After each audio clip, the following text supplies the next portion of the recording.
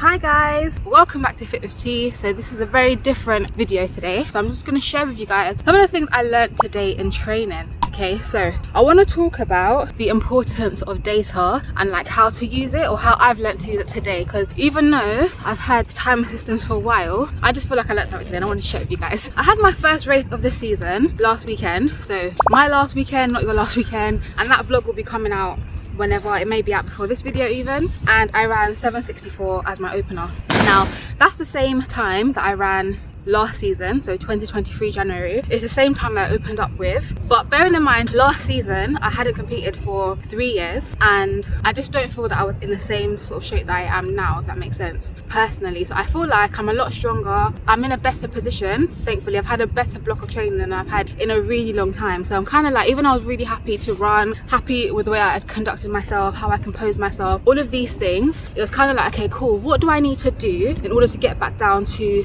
7.5 race pace sort of thing. So looking at, okay, what did I do last year? Because in my second race last year, after I did the London Indoor Games and then I did South of England Champ, which is the same pattern I'm doing this year, and I managed to run 7:55 at South of England. So one of the things I changed last year was trying to open up my stride, and I did like a few cone runs, only 2 weeks between the races, but I did cone runs, which was helping me to open up my stride, get used to that feeling. Now I did that earlier this week. I did cone runs. In that session, whenever I watched the video, I was surprised by how fast it looked, because when I was doing it, it didn't feel fast, if that makes sense. It felt like, to me, I had to slow down. One of the things I've said before on my videos, or it might be a vlog, but on my channel, is about being patient with your stride length. So if you haven't seen this video about stride length, stride frequency, check it out, right? So that's one of the things I'm playing with. So I have quite a good stride frequency, I have a very good start, but what I realized in my 60 was, for some reason I'll get out well, and then it's almost like people come back at me, I have to like try to work to sort of get back or stay with them sort of thing. So it's like, what happens to me? What is it? And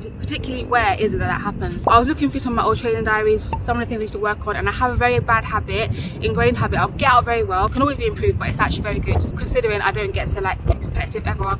My reaction's always really good and I managed to get out well. But then, like I said, when I'm transitioning, the transition for me has always been a very difficult part of my race, or a weakness of my race, because it's like I go soft, I chop my stride, and it's not an intentional thing. I go for speed. That's me trying to work hard. I go for speed. Now today, so I did 6 reps of 40 meters, and I timed 20 meters and I timed the next 20, so 20 and 14. So my first run that was timed, I just was actually relaxing. So I went for my 20 and I just relaxed through to the 40, and I got a 5:39. Now my second run, I thought, okay cool, let me now actually work and see what happens then. I put down some cones today, which I'll show you guys in a minute, like 15 to 20 and then 20 to 25, because that's really the area that I need to work on, where I go soft, where I chop my stride. But I just put the cones on as a guideline for me, a mental reminder to, initially it was to work, but then I changed my cue. So really I'm talking about the importance of cues and also data. So like I was saying, my first initial cue was work, right? So the second one, that's what I was trying to do, and I think I did, I put the time on the screen, so the time was slower,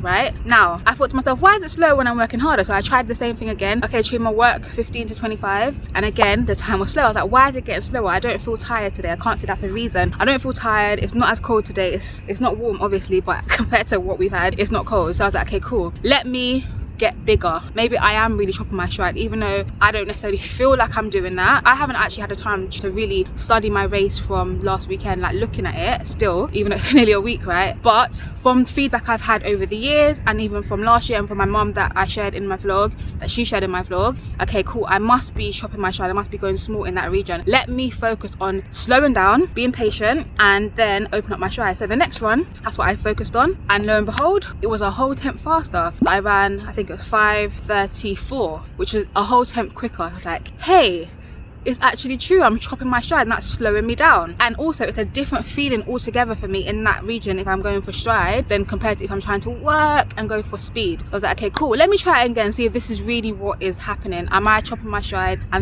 it's actually slowing me down, even though I feel like I'm working harder? Am I actually chopping my stride and slowing myself down sort of thing, or not covering as much ground as I could do and actually not running as fast as I could do? So I tried the same cue again, let's be big in that 15 to 25 region. Lo and behold, I ran a quicker time, 5:31. I was was like, okay, this thing is actually real. This thing is actually real. So I was like, okay, cool, this is actually the queue that I need to go for, right? This is the queue I need to go for. So I went for another one, and I went back to the first time I got, which was 5:39. I was like, okay, cool, I'm gonna leave it there for today. But I'm actually finishing a session for the first time probably the whole winter, where I'm really like, that was a good session, not just because I got through everything, but because I learned things about myself, and I was able to see the data and use it to change my next queue and actually see a difference. So when I'm looking for 2 tenths from off of that 764, obviously one of those tenths could come from when I run usually more competitively than I do run faster, but just that changing that 15 to 25 being bigger as opposed to going for speed and working hard, changing a queue actually did give me faster time. So I went back to the first time I got, which was 5:39. I was like, I could feel for myself why it was slow. I didn't feel the same. I didn't feel as big. I didn't feel as bouncy and explosive. It's just a different queue, a different feeling for me altogether. So for me now, it's like, wow, taking that data and using those cues now whenever I'm working, if I'm doing blocks, and again, I'll have to try and utilize the same cue,